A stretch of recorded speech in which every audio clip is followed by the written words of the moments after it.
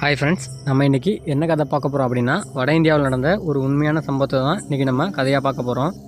வட இந்தியாவில் சந்தௌலி அப்படிங்கிற ஒரு கிராமத்தில் பார்த்திங்கன்னா, ஜமீலா அப்படிங்கிற ஒரு பேர் கொண்ட 90 வயது மூதாட்டி சாவுற தருவாயில் மரணப்படுகையில் இருந்திருக்காங்க. அந்த நேரத்தில் அவங்களுக்கு சிறு வயதில் நடந்த நிகழ்ச்சியெல்லாம் மனசில் ஓடிக்கிட்டு இருந்துச்சு. சிறு வயதில் ஜமீலா பார்த்திங்கன்னா ஒரு ரொம்ப ஏழ்மையான நிலைமையில் தான் இருந்திருக்காங்க. அவரோட அப்பா பேர் பார்த்திங்கன்னா அகமது.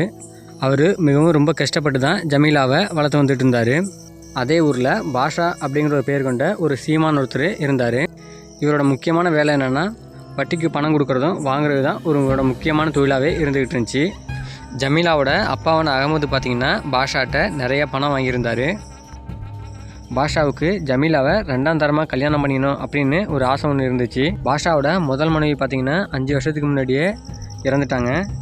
பாஷாவோட வயசு பார்த்திங்கன்னா இப்போதைக்கு 39.